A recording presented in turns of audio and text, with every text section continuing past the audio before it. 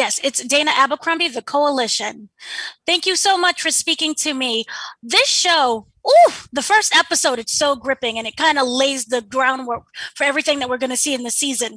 Now, for the audience, you guys are basically the uncles and you play Jukebox. I was wondering for you, Hailey, this is a character that we've kind of seen and known throughout the Power seasons. So, did you use what was already in place as a blueprint in order to kind of build the character of Jukebox from the younger perspective? I would definitely say I like to tell myself that, you know, the jukebox that you meet in season 3 of Power is the landing spot. And so, you know, I wanted to be sure that I wasn't giving you just adult jukebox. But at the same time, I like to sprinkle in bits and pieces that people are like, oh yeah, that's the same person that we know.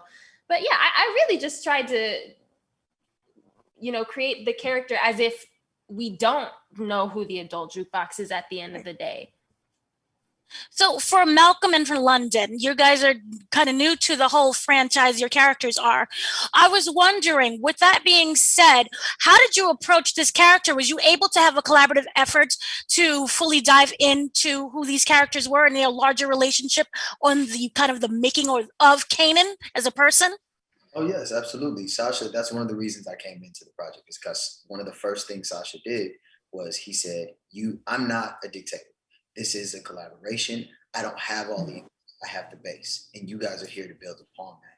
And I was coming in there literally with as specific things as like photo imagery. Like, I want this part, the part that Nas got. I want the Money Maker Mitch part, because Nas is from Queens, and as a young person, he'd be growing up seeing someone like Lulu. And if he saw Lulu, that's how he'd want to adopt his imagery, because we're both from Queens. It's so things of that nature, that granular, were always on the table to build the character with Sasha. And that means 3 o'clock in the morning, waking up. Like, I think that Lulu is constantly cleaning. I think he's constantly always cleaning something, his nails, his napkins, his cutlery, because that's what he's had to do with his family his entire life, right? And when he becomes unraveled, you get to see that visually, and Sasha was receptive. So that is a good question. Thank you for that. No problem. And for you, London, was it the same? Yeah, it was. I had lots of questions for Sasha about the process, and just really dissecting Marvin in a way that would help to shape Marvin into a 3-dimensional character and a real person, and not just the loose cannon of the group, but trying to understand why he was the loose cannon and why he had so much discourse with the other family members.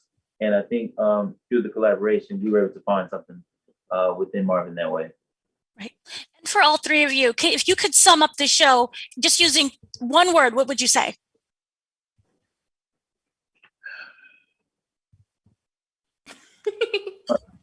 Who was? I'm gonna say 91. Wow. I will say dynamic. For you? Well, the thing is, I was going to say fire, but I think I said that. Well, yeah, I'll say fire. I keep saying fire in every interview, but like, that's what it is. So thank you so much for speaking with me. Thank you, Dana.